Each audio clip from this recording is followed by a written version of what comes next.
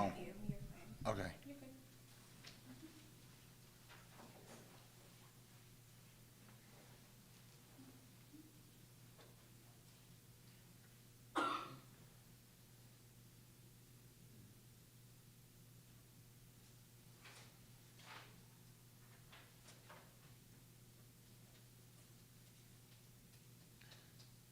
Okay, until everybody else shows up, I think we're ready to rock and roll here. Everybody should have my pen, my contact card. That's refrigerator magnet, okay? So, if anyone from any library in the area happens to see my face, or if you please do mention that you see me, because I send my email blasts out to every library around the country and even around New Jersey. I try to fit in as many of these things in every week. Um, just to let you know, I'll be doing my Newport, Rhode Island presentation July the 15th on Monday night. I went to college at South Virginia University in Newport, Rhode Island, so that presentation is very special to me. I'm sure you're going to learn a lot when you see that. But this is Barbados, a modern pirate's treasure. When I first created this presentation, I wasn't sure how to come up with a name for this, especially the subtitle. I was going to call it a pirate's modern treasure. But what kind of modern treasure would you call that? Duty-free shopping, maybe. But I decided to call it a modern pirate's treasure because you, being the visitors, you will discover a lot of great things about Barbados. If you've never been there before, it's an amazing island. Great people. So much to see, so much to experience. There's so much beauty around you.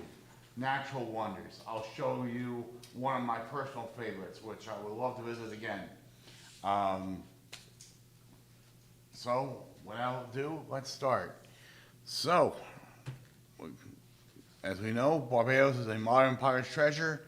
My name is David Crisso. I'm from Hasbrook Heights. I've been a published travel writer since August of 2011. I've been a travel presenter since February of 2015 when I did my cruising presentation for the very first time then in Wyckoff. I'm hoping to do that, something else like that at any library in the area.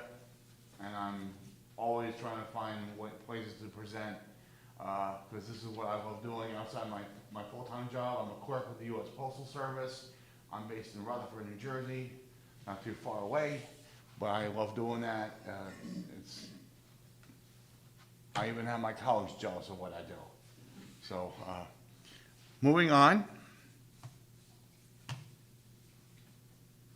A little bit about me, okay? As I said, I've been a travel writer since December of 2011, a travel writer since winter of 2015. My website is dektraveljournal.com. I'm working on a new article. Speaking of my intro presentation, which you may have seen recently, because it's so hot and humid out, I've been working on a new article this afternoon on some of the ways that Amtrak passengers need to be aware of the heat and the effects that heat does play on the railroad. So you have to learn how to deal with it. So I hope to get that article live tonight, as long as I don't get delayed by the basketball game. So, further on, I've been a Caribbean traveler since age 4. My family visited Barbados 12 times. 9 times visiting on island, and at least 3 times by cruise ship. And that's a whole other experience. So you get to visit Bridgetown, and you get to learn so much more when you travel that way. And if you've not seen my cruising presentation, that's one of my personal favorites. My other publications are The Beer Connoisseur, which is a high-end beer tourism magazine based in Georgia. Tourist Attractions and Parks magazine. I've been published with them 3 times. I've been in Passenger Train Journal. American Rail, which is the new affiliate magazine of the Rail Passengers Association. Their inaugural issue is supposed to be launching late summer, and I'm just getting anxious to see that, because I wrote their pilot article. That's what I'm talking about. I wrote their pilot story about the $70 billion grant that Amtrak was and all the railroads were given to improve their infrastructure. So I'm looking forward to continuing working with them. And Cruise Travel Magazine, I wrote an article about a day in the life of being a cruise shore agent, which I do part-time in the New York area. So my writing career expands in all directions. So this picture right here is me at Rockaway Beach in Barbados. And you can't go wrong with those waters. That water makes you want to be there. It's incredible. And you know, if it weren't for our dear friends on island, we would not be going to all these places on island, because they're just places to really, really soak up. Now, at a glance, Barbados has much to learn about. It's part of the Lesser Antilles. It only covers 167 square miles, very small island, particularly. 250 miles north of Trinidad and Tobago, population of only 277,821. Its climate, we're right at the beginning of the wet season, which lasts till November. And the dry season is December to May.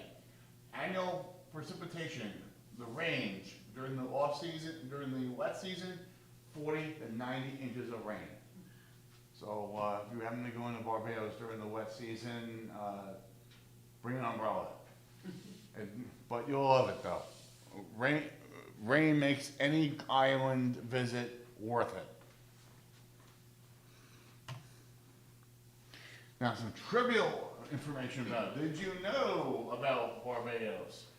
The Lord Nelson statue erected in Bridgetown's Trafalgar Square, okay, on March 22nd, 1813, is older than the actual statue in square of the same name in downtown London, England.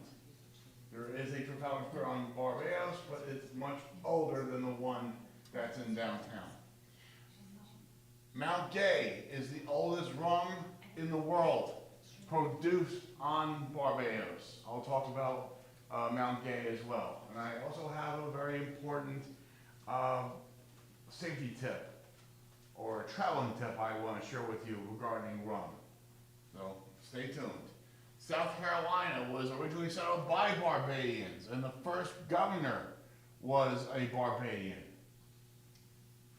The landing, it's also the land of the flying fish. If you've never seen flying fish, I will show you that today. Their tails can propel them up to 55 miles an hour. I'll talk more about it later. But the Barbadian cherry has the highest content of vitamin C in the world. I'll open up more about it as well tonight. So, if you're not knowing about Barbados, those are some great highlights to learn about. Okay, looking closer at Barbados. Barbados, believingly, comes from the Portuguese term Barbados, or Spanish term Los Barbados, meaning bearded ones. Assumingly because of all the pirate culture that occurred on island. So pirates, if you've seen Pirates of the Caribbean, and you've seen all the pirates with beards, that kind of gives you the idea. Now, Barbadians refer to the island as Bim, or short for Bimshire. According to the theorists, Bim comes from the language spoken by slaves, meaning my home, or kindred, or kind.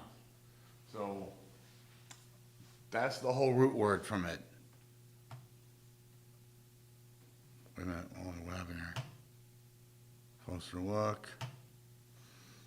Okay, now Barbados is broken up into 11 parishes, kind of like a city we know here in the U.S., like New Orleans. Well, Barbados has 11 parishes. St. George and St. Thomas are in the middle of the country, the only parishes without a coastline. based on the system of the Church of England, that's how parishes got their name. That's how the island was broken up, how it was situated. Okay, and the visual expression forming the basis of the parliamentary representation in Barbados. So it's a political setup. That's how all the parishes are set up. And also according to how they are, the agricultural and as well as business.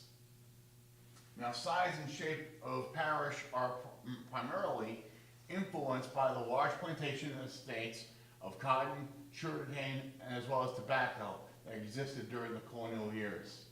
Now, sugarcane fields are still there.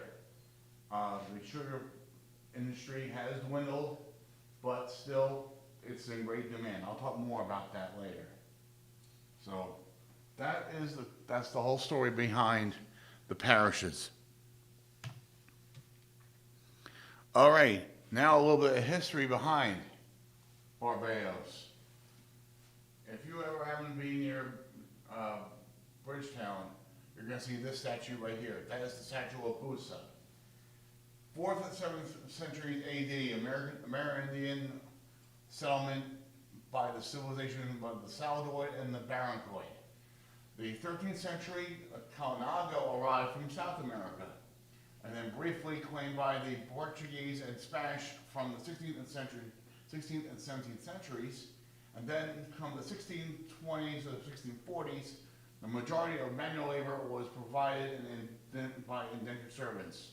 That is your English, your Irish, your Scottish, and African American slaves. So it was a mixture of all, not just Africans, everybody.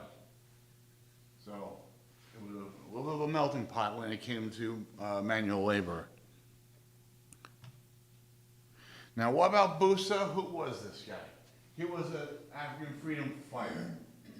Now, Busa led the largest slave revolt in Barbadian history.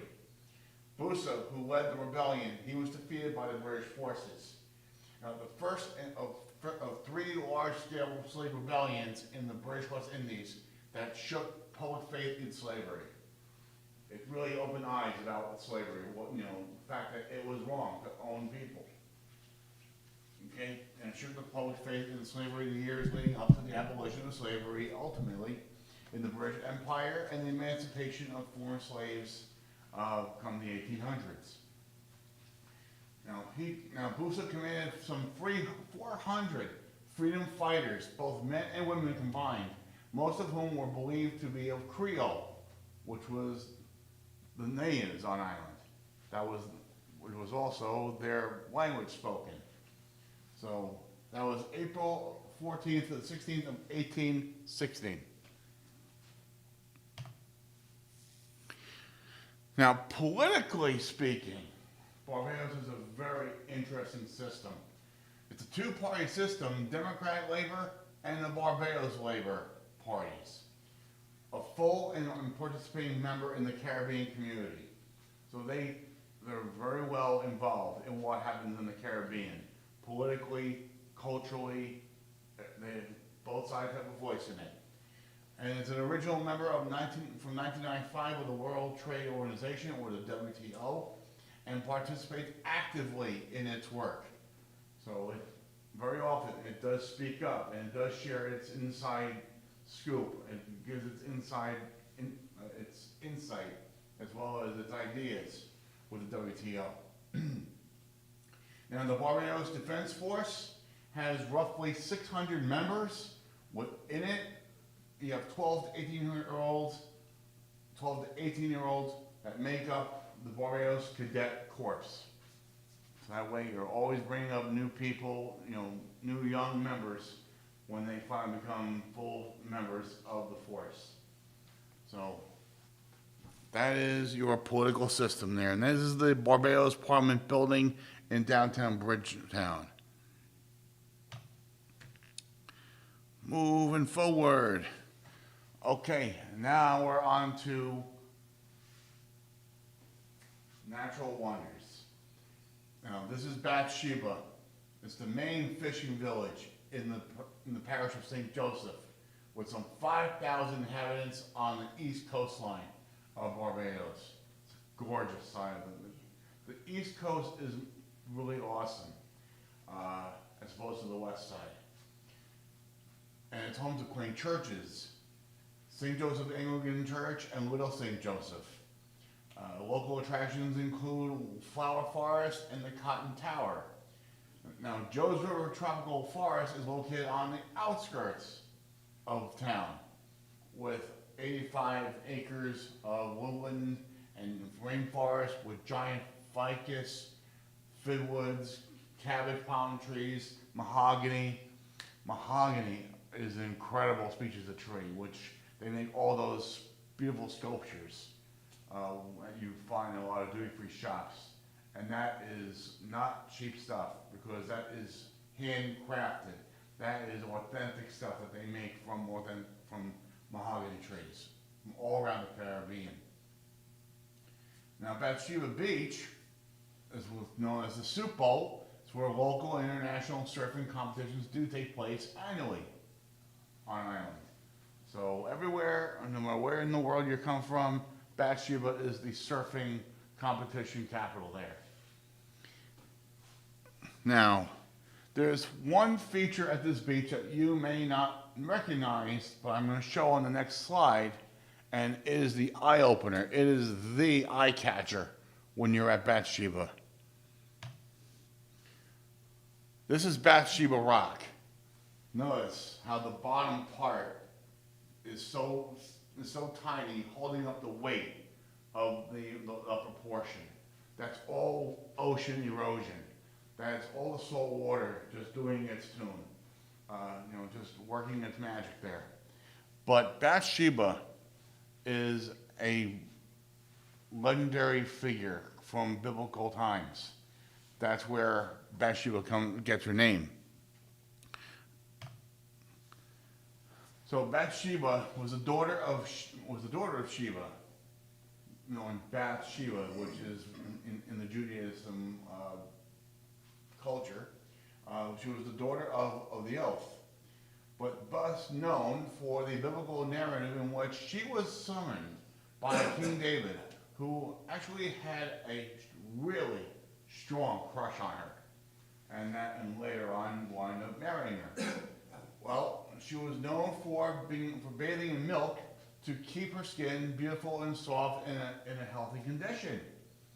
And the white foamy surf that you see at the beach is a reminiscent of the white waters on the beaches. So the mixture of the salt water and the foam and the sand on the beach is a reminder of Bathsheba and her bathing habits. So that's the tradition that the Barbadians look to. Now, Bathsheba's beaches are rich in minerals and natural life resemblance of Bathsheba's baths. Now, and that's truly a long-lasting tribute to appearance and health, especially to Barbadians in general, and giving value to life itself. So, this is a painting of Bathsheba a photo back from the 1700s. And she was the wife of King David. Okay, now, this is my personal favorite, Harrison's Cave. And if you've never been to Harrison's Cave, it's awesome. It's the first ever mentioned in historical documents in 1795, rediscovered in the early 1970s by the Sorensen and Tony Mason. Old Sorensen and Tony Mason. Naturally formed by water erosion through the limestone rock. And the stalactites and the stalagmite formations that you see here in the cave, okay, they're calcium rich, running through the cave. And when you get in there, the water's still running. And you see lagoons and sinkholes and water holes, all just doing their thing. And constantly, and even when you're standing there, that cave is still a living thing. It's amazing what you see. And you have to use your imagination in Harrison's Cave. If if you've never been in a place like this before, you have to, it just puts you to question, where am I? What is this place? My first time to Harrison's Cave, I was 6 years old. Now you're wondering what a 6-year-old may be thinking. My very first time I was there, I asked my mom, what is this, the inside of a peanut butter sandwich? That's what I thought I was. Because we're all, just the way these crystals, they look brownish. And then when you pull the two slices of bread apart and you see the peanut butter kind of gooey there, that's exactly what I was thinking about. So there are some well-known areas in the Harrison's Cave. You have the Great Hall, which is one of the largest, probably the most amazing, the most awe-inspiring locations in the cave. Along with the village, the rotunda, and the altar. Now, there is another entrance to the cave, which is called Welchman's Village, but it's been sealed off because of safety matters. Because going into the main entrance with the tour group is the way to get in, because you wear a headgear, you wear a mining light attached. You're going to quite of a dark place, and you ride a mining vehicle, and you go in there, and it just every few minutes the place just really opens up. It's just amazing. It is awe-inspiring. It just grips your imagination every time. And so it's located in the central uplands of Barbados at about 700 feet above sea level. A little further more about Harrison's Cave. Now, the three characteristics of the central uplands are gullies, you got sinkholes, you got caverns. Also, there's an entrance, as I said, the entrance on the other side, it's called Welchman Hall Gully, which is sealed off for safety matters. Because once you get to, if you try to get there, it's hard to find too. You have to be really, really experienced, and you gotta be an island native to know what you're doing there. But if you're a tourist or you're a visitor, it's always best to go with the crowd. So, this is Harrison's Cave from a wider perspective. This is your Great Hall right here on the left with that lagoon. Okay, this is the village right in here. And I said you wear a yellow helmet and a mining light, but you'll be glad you did, because you never know what could break off or hit you. But and I've been to Harrison's Cave 3 times, and never did anything break. Nothing ever careened off the ceiling. Your tour guides keep a close eye on you at all times, because you never know what happens in a cave. But it's what a gorgeous place it is. It's majestic and, without a doubt, awe-inspiring. Okay, moving on to Bridgetown. It's the capital and the largest city on the island of Barbados, formerly known as St. Michael. Locally referred to as the city, or as some others will call it as town. You know, in normal life, when you say, I'm going into town, or if you're going to see New York City, you're going to Broadway shows, I'm going to the city to see a show. No one says, I'm going to New York City. No, I'm going to the city, I'm going to town. Come 1628, established by English settlers following a prior settlement under Sir William Corton at Jamestown. It's the only city outside the President of the United States visited by George Washington. And two of Washington's ancestors, Jonathan and Gerard Houghton, were planters on island. So we are all connected to Barbadians in some way. Now, we talk about baseball here in the United States being our national pastime. in Barbados, it's all about cricket. It's all about cricket. They live it, they breathe it. Located, this is Kensington Oval. You talk about Yankee Stadium, you talk about every major stadium, we talk about all the historic sports arenas around our country. Kensington Oval is the mecca of cricket. It was located to the west of the capital city of Bridgetown. It's the preeminent facility on island where primarily where cricket is played. And it's hosted cricket matchups between local, regional, international teams during its 120-year history. And cricket at the Oval began in the year 1882. It all started with the Pickwick Cricket Club, assuming full ownership of the ground. And then eventually it's grown in its popularity. So it's hosted many non-cricket events. You have your national football team. Now football here in the U.S., we play the game, we throw a ball. Football is soccer to the rest of the world. Or what's that other sport? Rugby. So that's football to the rest of the world. So you have football, field hockey, inter-school athletics, Miss Barbados pageants, and even concerts. And speaking of concerts, some of the most notable musicians come from Barbados, if you've not noticed. There are some very, very popular musicians that you may have heard of. You may have heard them by name. You may have heard their music, but never really been familiar with them, including one that you hear on the radio often. So, among those Barbadian performers, those Barbadian musicians, you have Chantel Lane. She's known for her pop music. Some of her popular songs are T-Shirt, Impossible, and Remember Me. Remember Me won a Grammy in the year 2020. Allison Hines, she is a soca artist. Chris Sofa, which is a folk group. Rupert Clark, again, another soca artist. Joseph Sadler, he was a DJ and rapper, but his peers referred to him, his rap name, Grandmaster.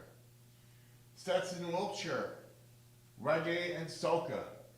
Mighty Gabby, known for calypso and folk. Jomo Lord, pop again. Harold Winston, a trumpeter and a flugelhorn player.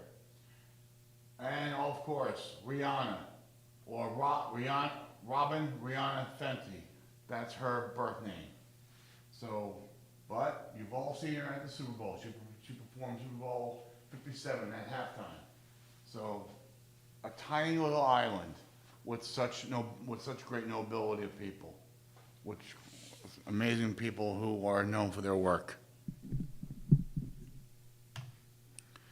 Okay, now if you really want to learn about a great activity on island, this is the Concord Experience, right next door to Grantly Adams International Airport. The Concord is built inside this enclosure, and you get to walk through the aircraft. And there's also an interactive activity where you get to learn how to fly it. And I did a horrible job. I did a terrible job flying it that day. But it's a great place. This is the flying simulator. You feel like you're flying the most famous aircraft in the world. But if you've never flown an aircraft before, don't worry. You don't get any points for if you're doing a good job, and you don't get an F if you crash. No problem. But it was a fun experience. You get to see everything about it. You even get to see the china that they serve meals on. It was very authentic. But that's not all. The one thing about Barbados, like I said earlier this evening, Barbados is the land of the flying fish. Now, this is your flying fish right here.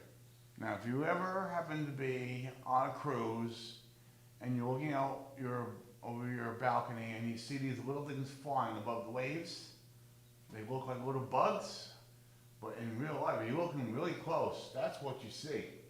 You're seeing these little buggers jumping out of the waves, and at 55 miles an hour, and they fly 160 feet at a time. Not too bad for a little fish like that. And I brought in a little model of it right here. Now, I'm gonna make it very. I'm gonna make this is. You've never. How many of you ever had flying fish for dinner before? Anyone ever had flying fish at a restaurant before? Well, I'll make the right analogy. How many, I'm sure you've all had buffalo wings, chicken fingers, anything else at a restaurant. You do not want to overcook this, because this fish is less than 2 inches of meat right here. You overcook this, you gotta throw it out, because it's like eating soot. You have to cook this properly in a proper time frame, otherwise it's wasted. When I say a delicacy, don't take the word delicacy lightly. This is a very delicate fish to cook, and with all the recipes that they have for flying fish, you don't want to mess with this. So, if you ever, there are lots of flying fish recipe books on Amazon. You can check those out. I'm sure there is a picture of the flying fish here in this book here. It's quite an amazing little animal. Now, on Barbados, there's nothing more amazing than the sugarcane life there.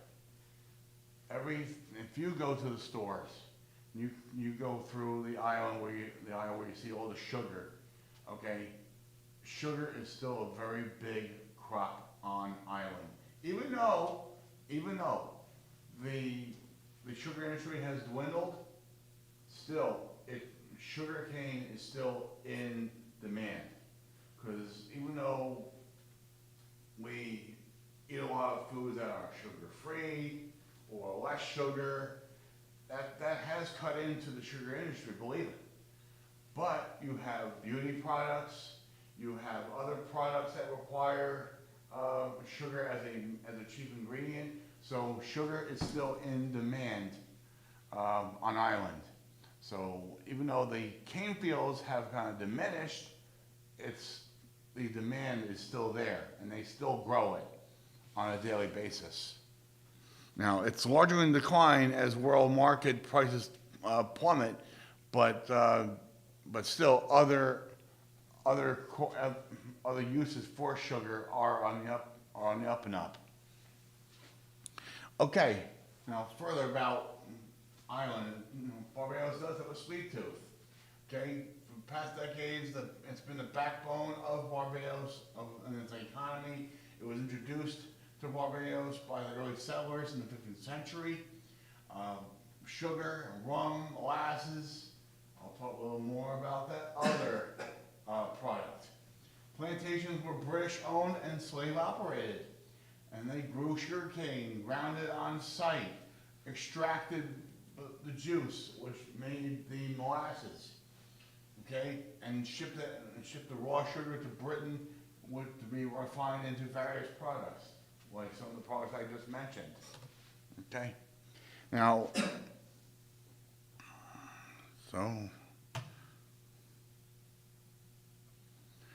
and despite that dwindling sugarcane business, they're constantly growing, and they're constantly harvesting. And when you drive around Barbados, the cane fields are for miles. And even on some other islands like St. Kitts, the cane fields are left and right every step of the way. That's the life of the Caribbean, those cane fields. That's how they get all their money.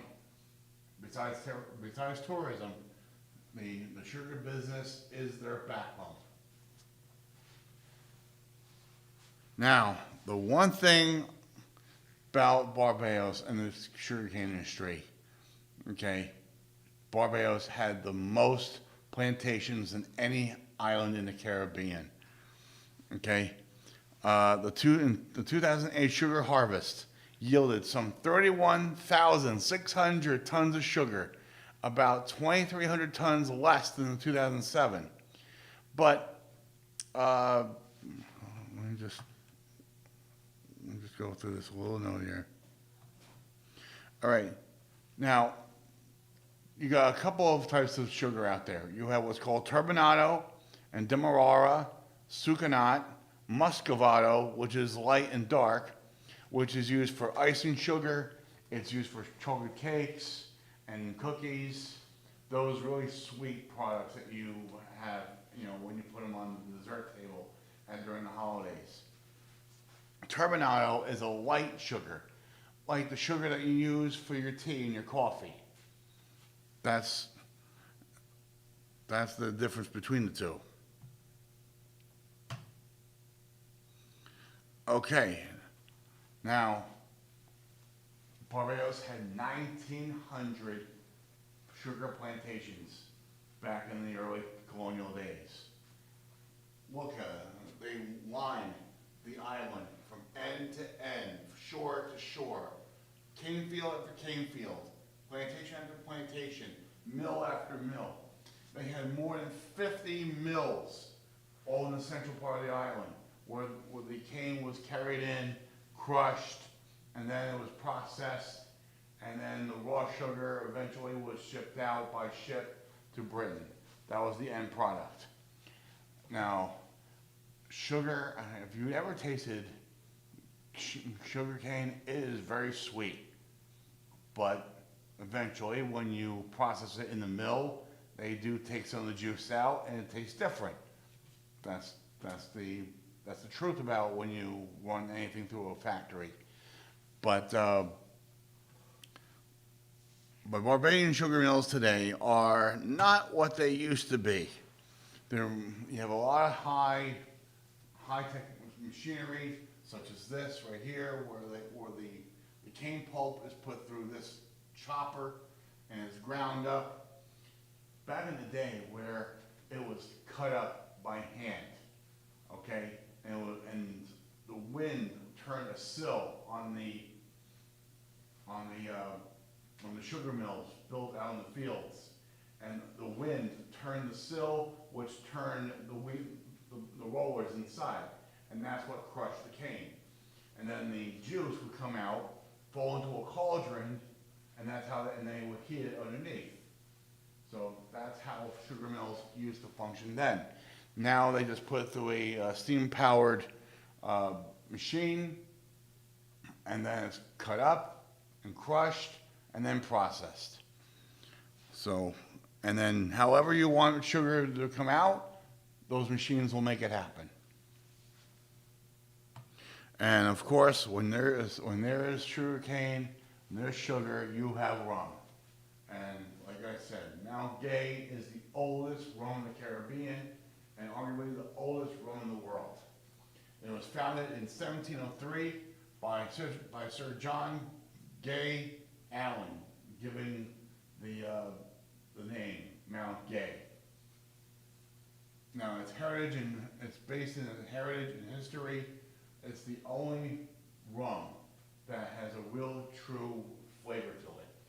It's a digging of a single and only well. And Mount Gay still works off that same well from 300 years ago, which operates to this very day, cultivating single strand fields of sugar cane, planted precisely on the state premises. And the irony of it is Mount Gay and the historic landscape were originally owned by John Sober. Now when you hear the word sober, of course, that's where you get the term being sober. It all comes from him. He inherited a small distillery at the top of Mount Gilboa in the St. Lucie Parish back in the year 1703, and that's how Mount Gay rum got its name. Now, there's a lot more to rum than you think, but Mount Gay makes some great recipes. You have its Eclipse rum, you have its XO recipe, it's silver, okay, you have your extra gold, and it's 1703 special. All of them have a special a sweetness or strongness, each used for various drinks.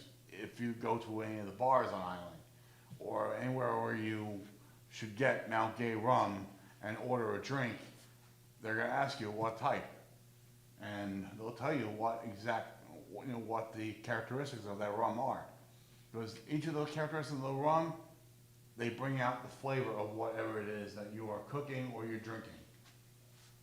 That's the beauty of rum. Every rum is unique around the Caribbean, whether it's Applegate Estate in Jamaica, or Crucian rum, or Captain Morgan, which are made on St. Croix.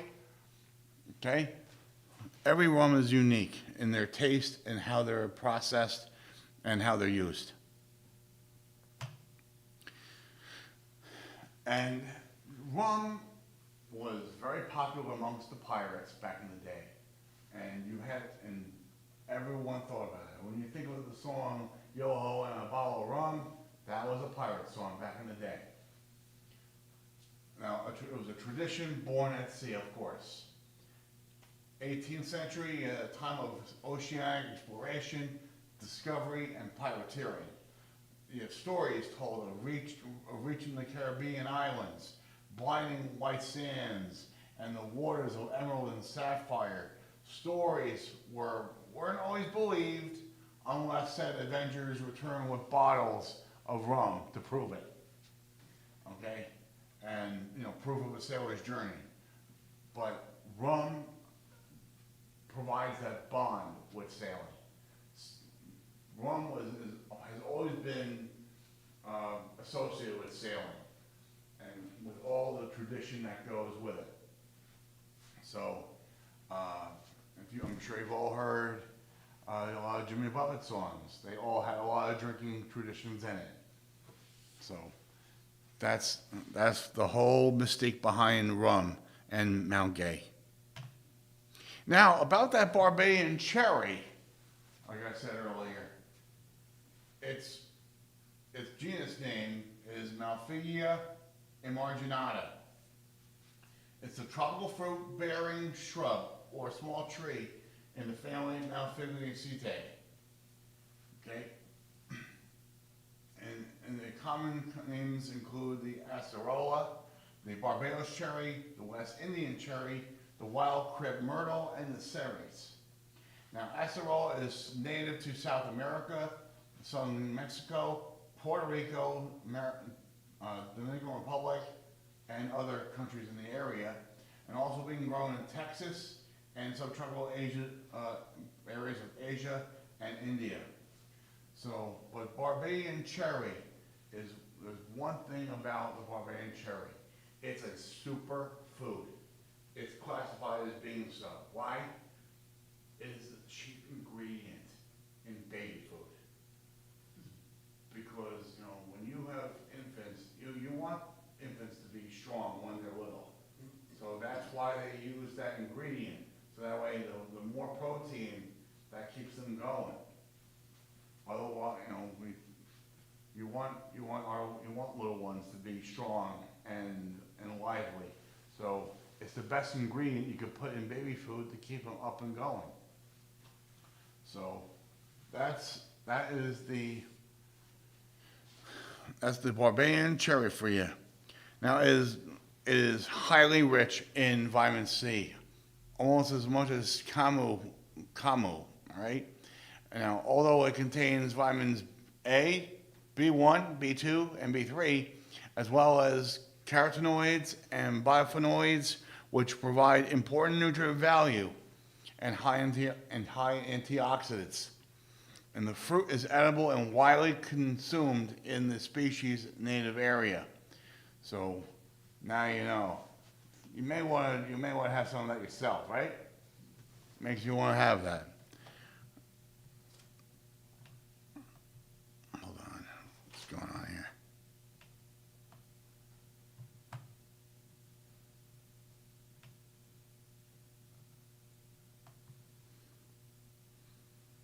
Okay, and it's, as I said, it's got a high vitamin C concentrate, very good in baby food amongst other products. So do look for it if you're if you're lucky. I would look into it as a as a as an ingredient for any food that you want to prepare. All right. So I want to say thank you for coming in. This is one of a few more presentations I'll be doing very soon. I'll be doing my Newport, Rhode Island presentation July the 15th. So do mark your calendar, and that's a presentation I'm truly looking forward to sharing with you. Some of my other presentations I have on Puerto Rico, St. Martin, USVI, the Bahamas, Bermuda, Life Beyond the Triangle, and St. Kitts and Nevis, which is another good one. As summer winds down, I have my presentations on Boston, also on Pittsburgh, which I talk about the Steelers. I talk about other great traditions in those cities. So I also have a presentation on Disney World. There's always lots of changes going on with that. So if you haven't gotten my my contact card, my pen, my Newport, my newsletter, please do. If you have any further questions, I'm here to answer. Yes? Are the Coca-Cola factories and the goat cheese industry still big in Barbados? I know the soda factories are still there. Last time I was there, they were still bottling soda, not plastic. I'm talking glass. Yeah, we had glass bottles. Yeah, and after you would finish those bottles, they encouraged recycling, and they would recycle those bottles, and then they would eventually refill them, and it's an amazing system they have on a tiny island like that. What about Sam Lord's Castle? Is that still there? Oh, yes, glad you brought it up. There was a hotel that was called St. Louis Castle run by Marriott, but it's now something else. The hotel closed, and I think it's an all-inclusive hotel for some run by another hotel family. Oh, but it's still there. And it was on the Atlantic side? Yes, on the East Shore, Okay. east of Grantley Adams Airport. And further, if you don't know how to fly there, so a little inside scoop. There's 2 flights out of Kennedy on JetBlue. There's the 7:40 a.m. that gets you there by 1 o'clock. There's also a 5:30 p.m. that gets you by 10:30 down there. Americans stop flying directly out of Kennedy. You have to connect in Philly, Charlotte, or Miami. But unfortunately, Delta and United do not have anything direct. Are they still giving out warnings about going to Barbados? Not that I know of. We had some problems with gangs when we were there. Well, some cities, the law enforcement is not that good. But I have not heard any issues Correct. regarding crime. But the number one thing is, my advice to you is, when you're in Barbados, try not to turn the corner in a place that you don't know. Okay, stay close to the harbor area where the cruise ships are, where the duty-free shops are, where you're gonna have a lot of tourists, where that's the safer area. Do not wander around a corner that you're not familiar with. You don't know where you could be getting into. Just, stay in the most recommended area of town. Stay on the safe side. Anything else? Any further questions, comments, runs, hits, errors? All right, I hope to see you all July 15th for Newport, Rhode Island. Eventually, if anything else comes up after July 15th, Alice Bickel, she'll let me know. And I appreciate you all coming out. Thank you so much, everybody. great night.